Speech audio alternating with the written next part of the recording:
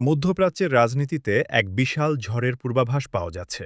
গত ৪ দশক ধরে যে ইরান, আমেরিকা এবং ইসরায়েলের চোখে চোখ রেখে কথা বলেছে, সেই ইরান কি আজ তার ইতিহাসের সবচেয়ে দুর্বল মুহূর্তে দাঁড়িয়ে আছে? বর্তমান পরিস্থিতি বিশ্লেষণ করলে দেখা যায়, তেহরানের মসনদ এখন নড়বড়ে। ইসরায়েল এবং আমেরিকার জন্য ইরানে সরাসরি হামলা চালানোর এবং বর্তমান সরকারের পতন ঘটানোর এটাই হয়তো শেষ এবং সবচেয়ে বড় সুযোগ। কিন্তু কেন? কেন এই মুহূর্তটিকেই সুবর্ণ সুযোগ বা গোল্ডেন অপরচুনিটি বলা হচ্ছে? আজকের ভিডিওতে আমরা বিস্তারিত আলোচনা করব সেই ৫টি প্রধান কারণ নিয়ে, যা প্রমাণ করে ইরানের পতন এখন কেবল সময়ের অপেক্ষা। হয়তো আমেরিকা ইসরায়েল খুব শীঘ্রই বা এমনও হতে পারে আজকে রাতের মধ্যেই ইরানের উপর হামলা করতে পারে। আমরা আজকের ভিডিওতে দেখব কেন তারা ইরানের উপর এই সময় হামলা করলো এবং এই হামলার ফলে কী কী হতে পারে। তো চলুন আমরা ভিডিও শুরু করি, ভিডিওতে আমরা বিস্তারিত আলোচনা করি।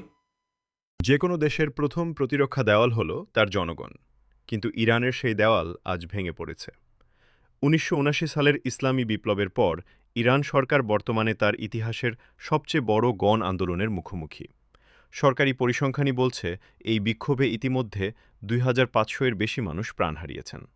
বেসরকারি হিসাবে এই সংখ্যা আরও অনেক বেশি হতে পারে। এর আগে ইরানে অনেক বিক্ষোভ হয়েছে, কিন্তু এবারের প্রেক্ষাপট ভিন্ন।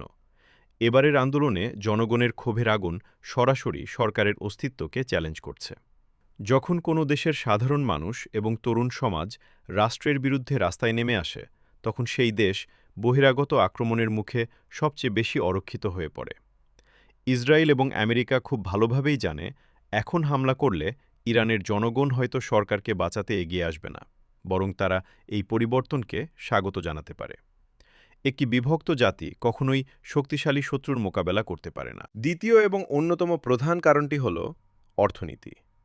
নেপোলিয়ন বোনাপার্ট বলেছিলেন, যুদ্ধ জয়ের জন্য ৩টি জিনিসের প্রয়োজন: টাকা, টাকা এবং টাকা। কিন্তু ইরানের হাতে এখন সেই রসদ নেই। আমেরিকার দেওয়া সর্বোচ্চ বা ম্যাক্সিমাম প্রেশার নিষেধাজ্ঞার ফলে ইরানের অর্থনীতি এখন খাদের কিনারে।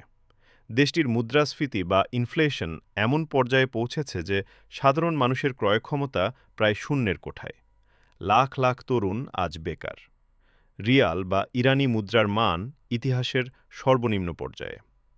যুদ্ধ পরিচালনা করতে বিপুল অর্থের প্রয়োজন হয়, কিন্তু বর্তমান পরিস্থিতিতে ইরানের পক্ষে দীর্ঘমেয়াদী কোনো যুদ্ধ চালিয়ে যাওয়া অর্থনৈতিকভাবে অসম্ভব।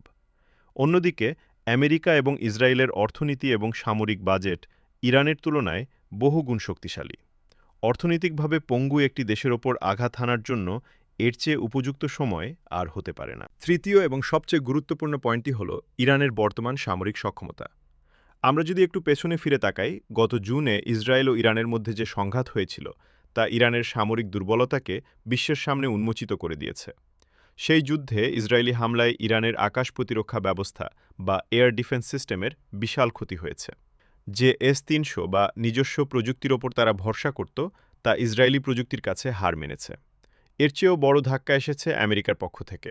আমেরিকার টার্গেটেড হামলায় ইরানের নিউক্লিয়ার সাইটগুলো ধ্বংস হয়ে গেছে, যা ছিল তাদের সবচেয়ে বড় স্ট্র্যাটেজিক অ্যাসেট। সামরিক বিশ্লেষকদের মতে ১৯৮০-এর দশকে ইরাক-ইরান যুদ্ধের পর সামরিকভাবে ইরান এতটা দুর্বল আর কখনোই ছিল না। তাদের আকাশসীমা এখন অনেকটাই অরক্ষিত। এই মুহূর্তে যদি আমেরিকা ও ইসরায়েল যৌথভাবে বিমান হামলা চালায়, তবে তা প্রতিহত করার মতো কার্যকর ক্ষমতা ইরানের হাতে নেই। ইরান কখনোই সরাসরি যুদ্ধ করতে পছন্দ করে না। তারা যুদ্ধ করে তাদের প্রক্সি বা ছায়াযোদ্ধাদের মাধ্যমে। সিরিয়ার বাশার আল আসাদ, লেবাননের হিজবুল্লাহ, গাজার হামাস এবং ইয়েমেনের হুথিরা ছিল ইরানের রিং অফ ফায়ার বা আগুনের বলয়, যা ইসরায়েলকে ঘিরে রেখেছিল। কিন্তু বর্তমানে এই চিত্রটি সম্পূর্ণ উল্টো। বাশার আল আসাদের পতন হয়েছে। গাজায় হামাস তাদের সাংগঠনিক শক্তি হারিয়েছে। লেবাননে হিজবুল্লাহ ইসরায়েলি আক্রমণের মুখে তাদের ইতিহাসের সবচেয়ে খারাপ সময় পার করছে, এবং হুথিরাও ক্রমাগত আন্তর্জাতিক চাপের মুখে কোণঠাসা। অর্থাৎ ইরানকে রক্ষা করার জন্য বা ইসরায়েলকে পাল্টা চাপে ফেলার জন্য তেহরানের হাতে এখন কোনো শক্তিশালী কার্ড নেই। ইরানের ঢাল হিসেবে পরিচিত এই গ্রুপগুলো এখন নিজেরাই নিজেদের অস্তিত্ব রক্ষায় ব্যস্ত। ফলে ইরানে সরাসরি হামলা হলে তাকে সাহায্য করার মতো কেউ নেই। সবশেষে আন্তর্জাতিক রাজনীতির দিকে তাকালে দেখা যায় আমেরিকা ইতিমধ্যেই তাদের ঘুঁটি সাজিয়ে ফেলেছে। মধ্যপ্রাচ্যে মার্কিন সামরিক উপস্থিতি এবং রণতরীর সংখ্যা বৃদ্ধি করা হয়েছে, যা একটি বড় অভিযানেরই ইঙ্গিত দেয়। বহির্বিশ্বে ইরানের মিত্ররাও এখন নিশ্চুপ।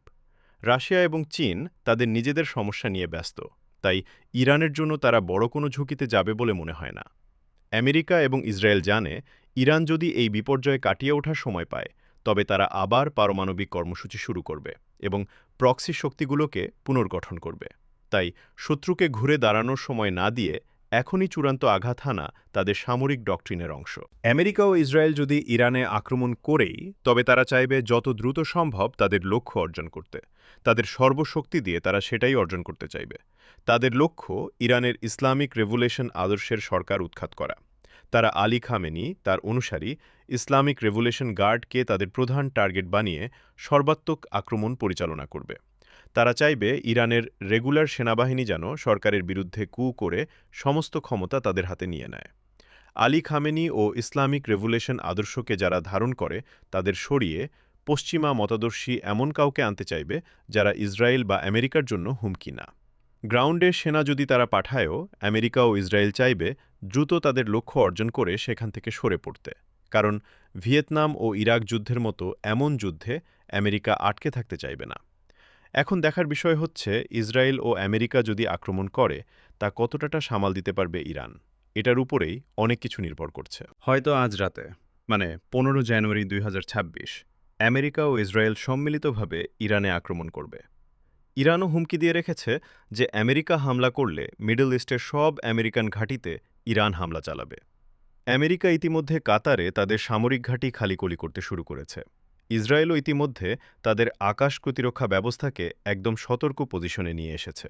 ধারণা করা হচ্ছে যুক্তরাজ্য, ফ্রান্স, জার্মানি ও ইতালি ইসরায়েলকে এই সময়ে আকাশে সুরক্ষা দেবে। সব পক্ষই বোঝা যায় যুদ্ধের জন্য সম্পূর্ণ প্রস্তুত। ভগ্ন অর্থনীতি, বিক্ষুব্ধ জনগণ, ধ্বংসপ্রাপ্ত আকাশ প্রতিরক্ষা এবং দুর্বল মিত্র, সব মিলিয়ে ইরান এখন এক গভীর সংকটে। আগামী কয়েকদিন বা সপ্তাহের মধ্যে যদি আমরা মধ্যপ্রাচ্যের আকাশে যুদ্ধবিমানের গর্জন শুনতে পাই, তবে অবাক হওয়ার কিছু থাকবে না। কারণ ইসরায়েল ও আমেরিকার জন্য ইরানে হামলা চালাবার এটাই সুবর্ণ সুযোগ। আপনার কি মনে হয়, ইরান কি এই পরিস্থিতি সামাল দিতে পারবে, নাকি অচিরেই আমরা বড় কোনো পরিবর্তন দেখতে চলেছি? আমার ভিডিওটা যদি ভালো লাগে, সবার প্রতি আমার অনুরোধ রইল আমার চ্যানেলটা সাবস্ক্রাইব করবেন। এইরকম ভিডিও যদি আরও পেতে চান, চ্যানেলটি যদি সাবস্ক্রাইব করে রাখেন, এই ভিডিওগুলো দেখতে পারবেন আপনারা। আর আপনাদের যদি কোনো যৌক্তিক সমালোচনা থাকে বা কিছু বলার থাকে, আপনারা কমেন্ট করতে পারেন। কমেন্টে আপনাদের মতামত দিতে পারেন, কমেন্ট সবার জন্য উন্মুক্ত। তো পরের ভিডিওতে সবার সাথে দেখা হবে। বিদায় সবাইকে, ভালো থাকবেন।